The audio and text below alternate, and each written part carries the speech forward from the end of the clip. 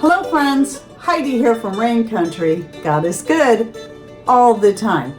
And I'm here today for another Monday This and That vlog where I talk about all kinds of different things, answering questions that have come in the past week, giving you some updates or just letting you know of some new experiments I'm trying or just projects I'm working on and whatever else I feel like talking about. So let's get to the topics of today. And the first thing I want to talk about is the tea blend that I have been making. So one of my family members has been experiencing some panic attacks and just severe anxiety. And we do think it is a result of, all the stress that's been going on within our family, losing my father-in-law. So what I did was I just grabbed some valerian leaves that I already had dried from last year and some catmint that I already had dried from last year, mixed them in equal amounts, and then gave them to him in a little baggie to take home and just try it for a tea to see if it helped. And she said it helped greatly. So every night, maybe even a couple times a day, she'll have a cup of this tea, and it really helps her get through and prevents her having those panic attacks. Well, then she tells me about a friend who also just constantly is under a lot of stress and anxiety and has panic attacks. And so she shared some with them and they really liked it, really helped them out. So what I've been doing is dehydrating up a bunch more of the leaves from the catmint and the valerian while it's coming in right now so that I can make sure that they both have plenty, and trying to share that with them. So what some of you may not realize is that this year I'm giving my garden a rest, which means I'm not harvesting a bunch of stuff to preserve for myself for the future. Though I will use stuff fresh, and I as it's coming in, fact, when I was feeling pretty stressed out because of the events of the past couple of weeks, I did a couple of times go out and grab a valerian leaf and just chew on it. And it is very calming. So some people don't realize you can actually use the leaves of the valerian. You don't have to use the root. The root is more powerful. It's also got a stronger flavor and a stronger scent.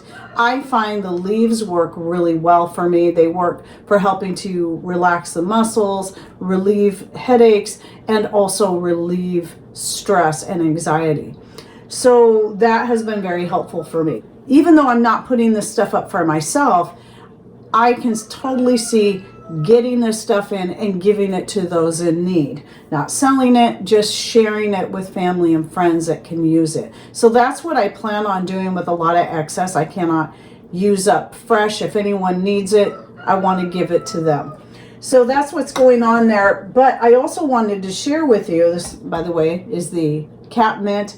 Catnip is another good one. They're very, very similar. The claim is that catnip has more benefits, or it's more powerful than catmint, but I find catmint works really good for me, and it's a prettier plant than the catnip in my personal opinion. But I also have a video I did, I think a couple of years ago, where I compiled a bunch of other herbs besides these two that work great for stress and anxiety and helping to relax and calm yourself. So if you have a lot of depression, anxiety, panic attacks, these kind of things are common for you, I suggest you check out that video, and I will be linking to it in the description box down below. So don't forget to click on more or show more somewhere right down here below the video screen. If you're on Rumble, you may have to scroll down past a banner ad to find that, but it will say show more on Rumble and more on YouTube. You click on that, it'll open the description box to find any links and other information I'll be putting in there. Now, another thing I finally got around to doing was I took my dehydrated mashed potatoes from 2 years ago, and this is my second jar actually. I didn't even open this one, but I had some left in the other jar that I had put up, because I put up 2 quart jars of dehydrated mashed potatoes from my own garden. So that's what I did 2 years ago, and then last year I tried just dehydrating a bunch of slices and chunks, and I have been using at least the chunks. I still haven't used the slices yet for making moussaka, which is what I plan on doing at some point.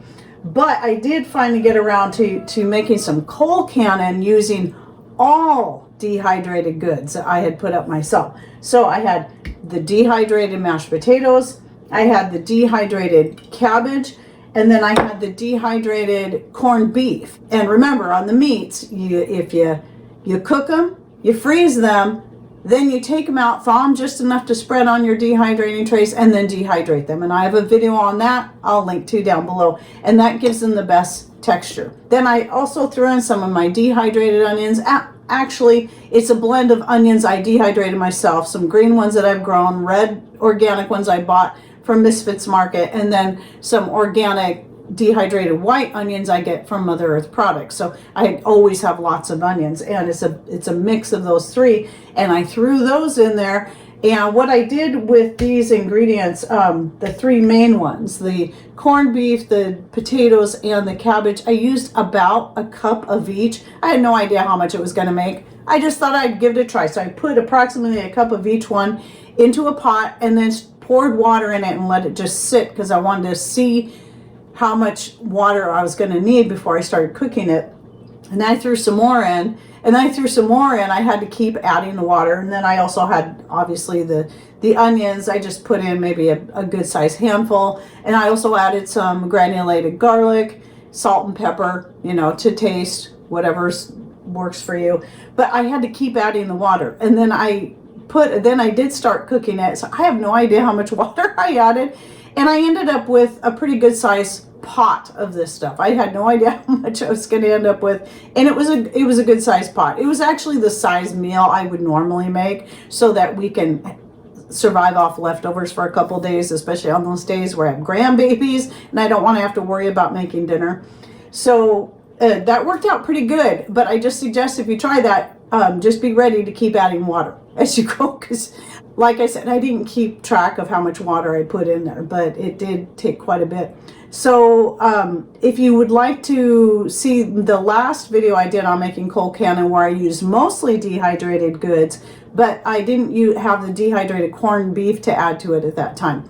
I'll link to that video down below so you can check it out. The main difference here was I didn't use the turkey bone broth in it that I dehydrated. I decided to leave that out and keep it a little more simple. But anyway, it turned out pretty good. So I'm definitely going to be putting up more dehydrated mashed potatoes from my garden, which will probably not be till next year, since I didn't obviously plant any potatoes this year. We have some coming up though. The ones that the chickens can't quite dig up. There's a few plants out there. So we'll see. It'll be interesting to see how many potatoes we get from those. Then the other thing I wanted to share is that, yes, I have a recipe on hummus. I did 5 or 6 years ago that I did a video on making homemade hummus. And this is totally from scratch, using garbanzo beans and the tahini and whatever spices you want to add to it, a little lemon juice and so on. But I can't remember how long ago it was, but it was not long after Mother Earth Products came out with their instant hummus. They sent me a package for free, and I really liked it. I thought it was good. I thought it was pretty darn tasty, and it's just really easy to mix up. You just need a little bit of olive oil and some water, and typically you're going to use hot or warm water. It's going to work faster and absorb the water, but I've tried it with just room temperature water. I always have a jug of rainwater sitting here, filtered rainwater sitting on the counter, and I just use that and just let it sit, and it works pretty good that way. Well, they just sent me another package of their instant hummus, plus their new flavor, which is super good. So I tried it out right away because I was really curious to see how it tasted. And then yesterday I just kind of had this other idea. I made some popcorn, and instead of mixing this up with water and the olive oil, I just took the dry powder and sprinkled it onto my buttered popcorn instead of adding salt and anything else. And that was pretty good. That was pretty tasty. So Mother Earth Products is a pretty good company. They are family owned here in the United States, and they were actually, I think, the first company I ever reached out to see if they did affiliates. And I think at that time I was their first affiliate. I think they were just kind of getting new into that. They carry quite a bit of organic, dehydrated, and freeze-dried goods. So that was one of the places that the thing I liked about them is because they carry smaller packages of freeze-dried things. so that I could try them out to see if I even like them before I would ever consider either stocking up on a whole bunch of that or buying a freeze dryer. And it was one of the deciding factors as to why I decided against getting a freeze dryer. One of the many, actually. I have quite a few reasons why I decided I didn't want a freeze dryer. And if you're curious about that, I'll link to the 2 videos I did. I did one year, and then very next year I found more reasons why it wasn't for me. But that's just me personally. It's no slam against anyone who has a freeze dryer or wants one.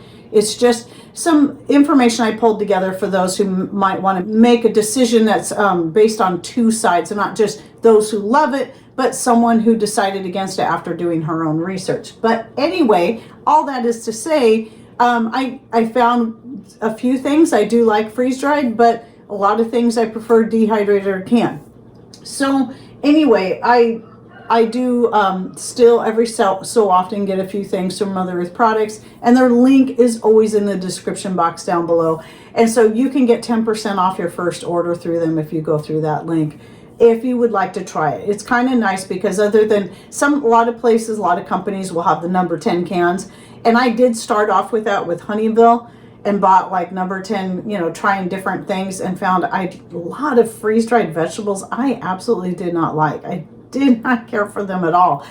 And then that's why I liked when I found Mother Earth products and they sold things in smaller amounts where I could, you can even get little tiny bags so you can just try them. And that's a much better deal than buying a big number 10 can and spending a lot of money on it to find you really don't even like it. So that's one of the things I recommend before getting a freeze dryer. Try freeze dried food first to see if you're even going to like it, because not everybody does. Some people love it, some people hate it, some people like me like a few things that's freeze dried. So sweet corn is also very good freeze dried, but not much else that I really care for.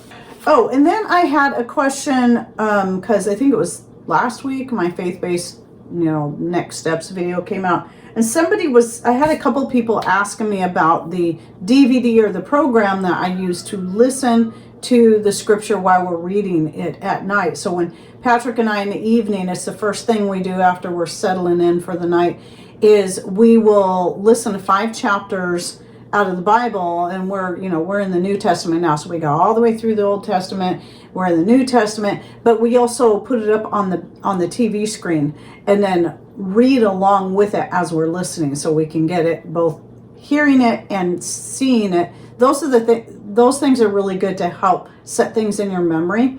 So anyway, it's a totally free, it's actually an online site that I found many years ago, and I've used it quite often. And even though we always use King James, there are many other Bible versions that you can select from. However, not all of them are available to listen to. But anyway, it's BibleGateway.com. I'll link to them down below. So you just go in there, pick your version, and then see if it has, when you go to whatever passage you're wanting to listen to, or chapter or book, you should see a little speaker towards the top, a little picture of a speaker. And if you click on that, it'll open in a new window. It'll open a play box for listening to. So that's what we do. It's, again, totally free. It doesn't cost you anything. And you can use it on your phone as well. And I have done that too, where a lot of times I will, like, especially if Patrick's gone, I'll pick a book in the Bible and turn it on and fall asleep to it, just listening to it. And then the other thing I wanted to point out is that just like on YouTube, how you have people that will copy your account or steal your profile photo and then take your name and pretend they're you and then try to convince people to call them or WhatsApp them. The same thing has started happening on Rumble. On either site, on either platform, there's a few ways that you can pretty much tell whether or not it's that channel that's talking to you. Now, when it comes to me, I never give out my phone number, and I don't have WhatsApp, and I'm not interested. So right there should be a dead giveaway. And then the other thing is, if you click on that channel, all you have to do is go check out their profile. And that will definitely be a dead giveaway, because if you go there and there's no content at all, then that's clearly not me. Because on YouTube, I have well over 2,000 videos. I don't know how many are on Rumble now, since it's not as old. I tried to put up a lot of older videos over there, but I don't know. I know there's hundreds of videos, maybe 700-800 videos, but you would see something. You would see quite a number of videos either way showing up. So there's a couple of dead giveaways. And then if they give you an email address that looks similar, look a little closer, because there's another person that's been using an email address that looks very similar, raincountryhomestead@gmail.com, except right after Rain Country Homestead, there's the letters TV. Then it says @gmail.com. So there'll be a little bit of difference. So if you start emailing these people, either way, they're trying to scam you for money in some form. And I don't do that. I don't do that. Why would I do that? Why would I contact you and say, hey, I got something special for you, but you have to pay this, that, and the other thing? I don't do that. And that's just one of the many scams that they do. So just know that those kind of people are everywhere. So if you see me, or you think it's me saying contact me at such and such, or here's my phone number, or here's my WhatsApp, it's not me.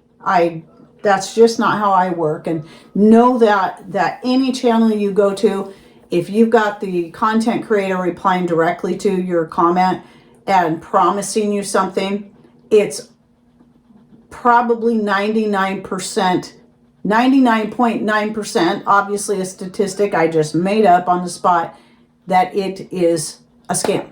And some people at least go as far as to email me directly and say, I saw this, I just want to make sure this isn't you. And it's like, nope, not me. So I appreciate it when people do that, because a lot of times I don't see those things to catch them. So it's good to know when this is happening, so I can go hide those people or block them. And I think that's it for my this and that for the week. Any thoughts, ideas, please share them in comments down below. And don't forget to open the description box to find the links I'll be putting therein. And thanks for watching. Take care and God bless.